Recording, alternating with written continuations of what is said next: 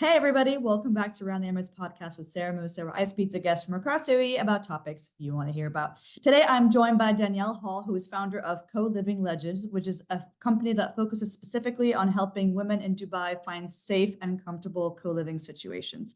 Welcome to the show, Danielle. Thank you, Sarah. Thank you for having me. Really a pleasure to be here and to join in the conversation of Around the Emirates. Thank you. Thank you for coming to the Around the Emirates show and talking to me about something that is so important. Obviously, as women, it is a very important topic for us to make sure that we are safe and secure. And the fact that you have a whole business dedicated to that is amazing. So please tell me your story. I'd love to hear what inspired you to start this business. Yeah, for sure. Okay, so my background is I was a teacher. I came to Dubai as a teacher about 6 years ago. I'm originally from the UK. I was born there. My parents were born in the UK, and my grandparents are from the Caribbean. So yeah, growing up was in the UK and finished school, and I actually began my working career as a banker. So quite early on, actually, I was exposed to sort of finances, mortgages, and that kind of sparked my interest into property. I then bought a few houses, became a landlord myself. And so I've kind of always had the history and the background of managing property or being a landlord or dealing with tenants of all different walks of life, good ones, bad ones, and all the rest.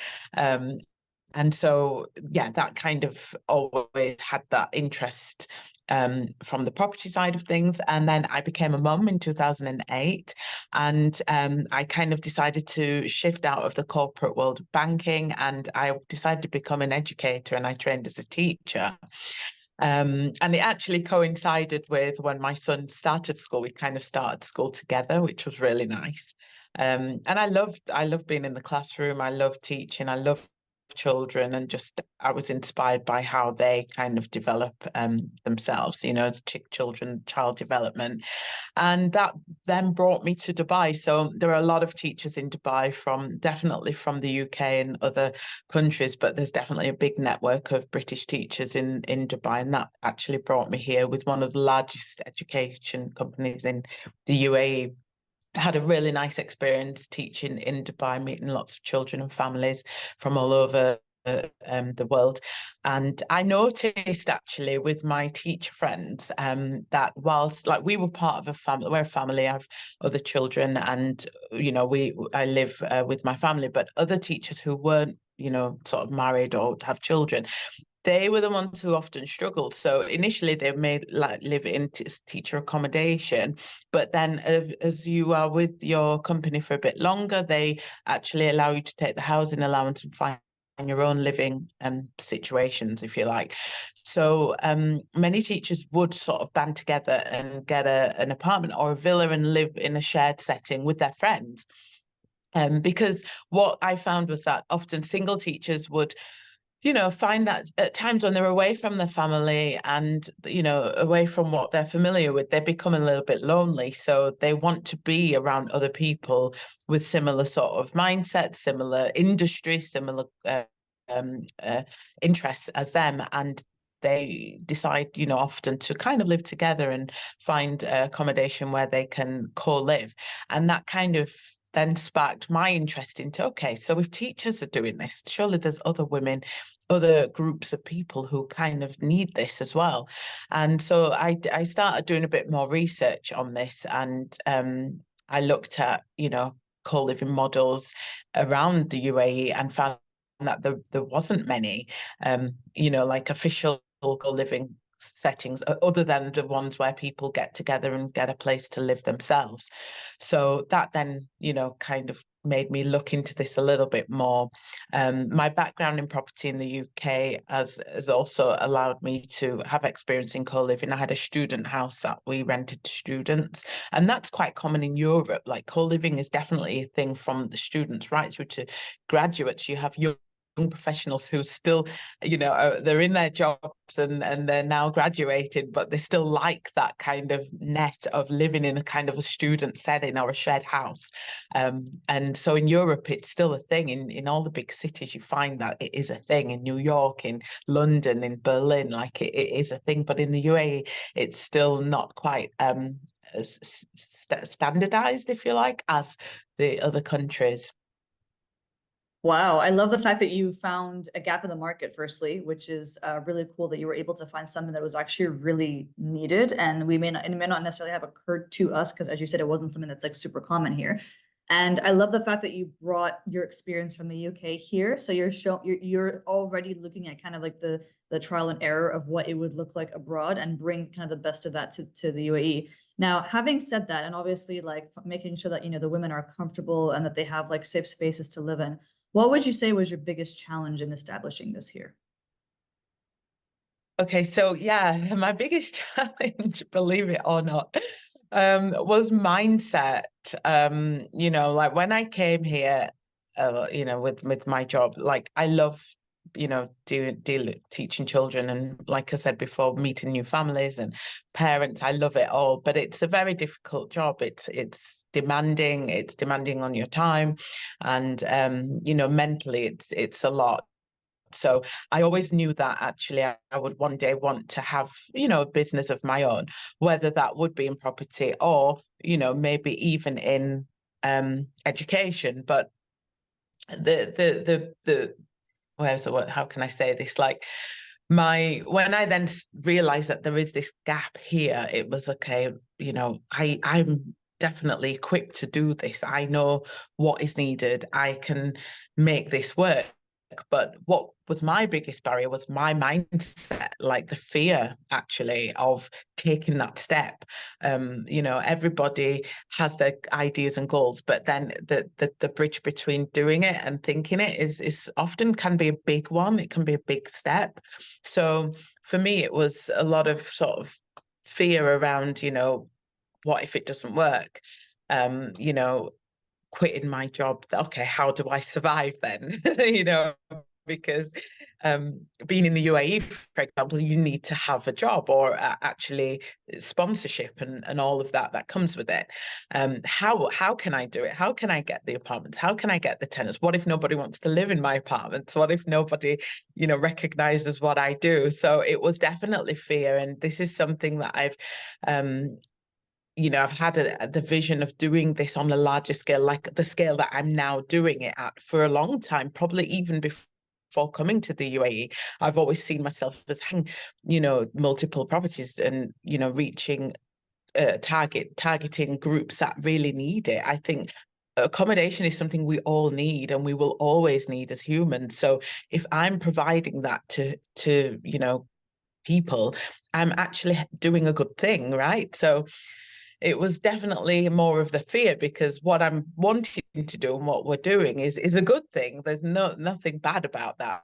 But it was just, the fear of getting around all of these kind of negative thoughts. And so what did I do to overcome that? Okay, so I spoke to people who are doing it, read a lot of books, about mindset and there's a book called Feel the Fear and Do It Anyway. Those kind of books. I read a lot of books. I listened to podcasts.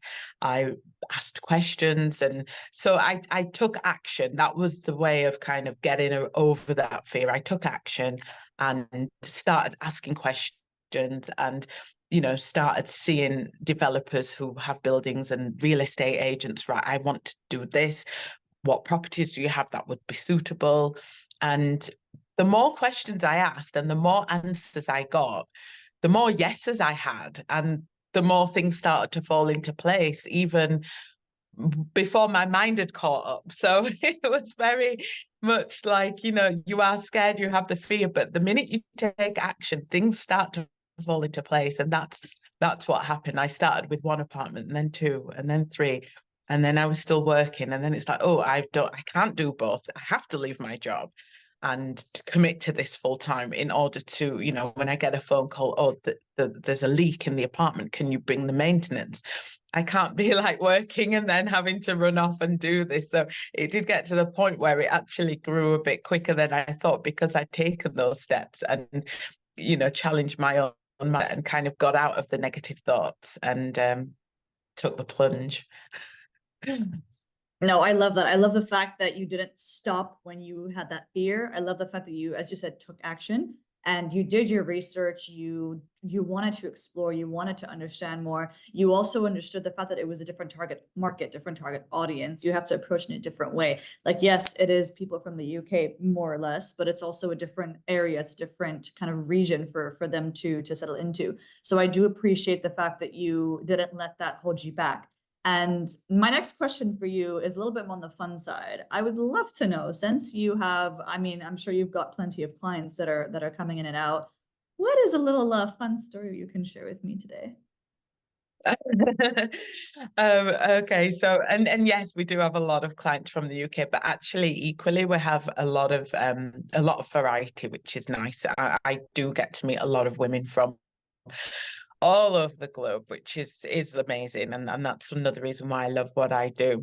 Okay, so a funny story is one where we were approached by a trio of ladies, so three ladies, and they'd had not a very good experience with their previous landlord. So they asked me, they said, "We've heard what you do, you provide accommodation.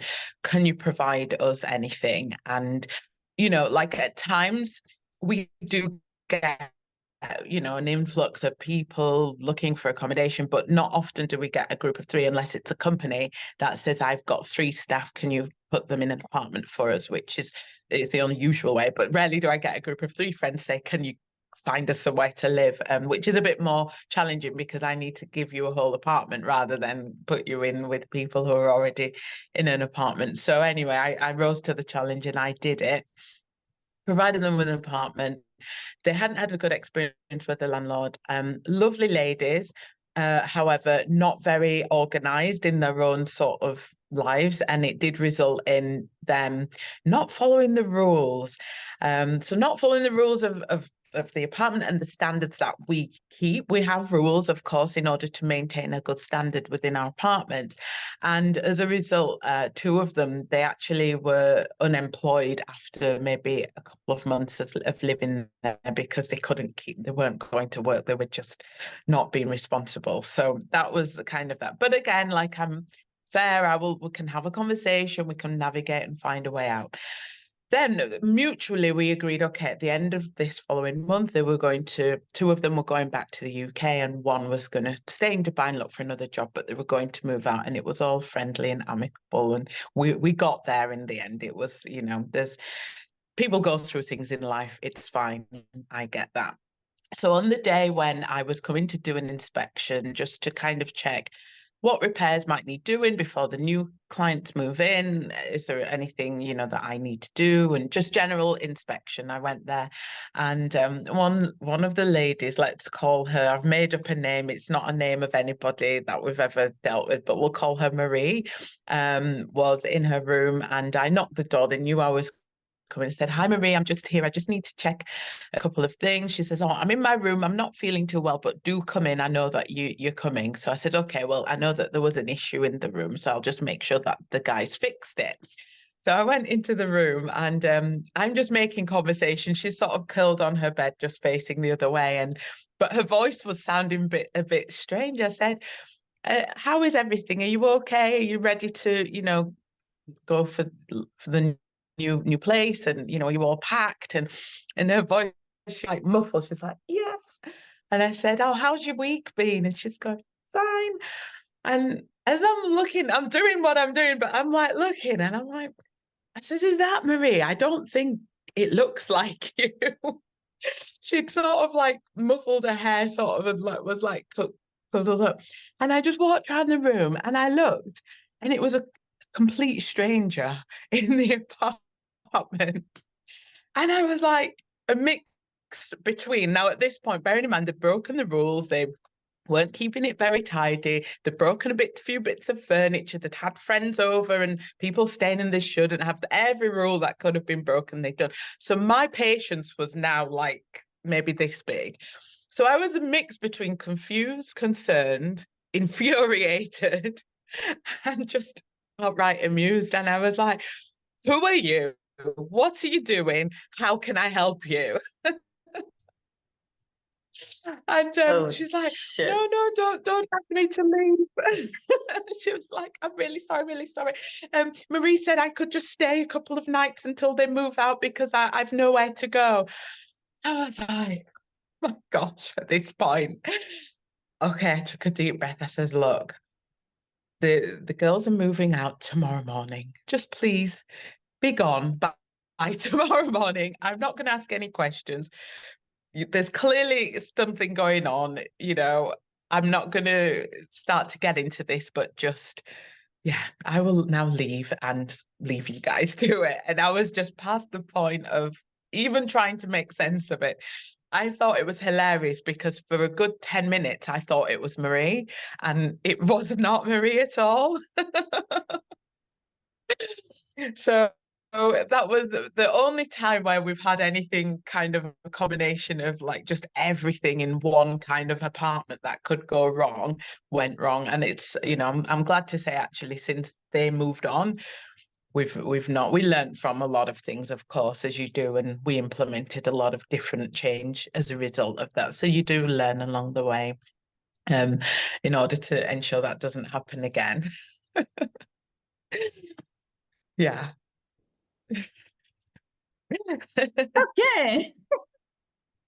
Well, thank you for sharing what is a very, very funny plot twist. I definitely did not see that coming. I thought maybe Marie had like broken a nose or something and was like bleeding and embarrassed to show you. But fair enough, a whole new person was not what I was It expecting today. wasn't But even thank you, her. Danielle, for sharing that story. Yes.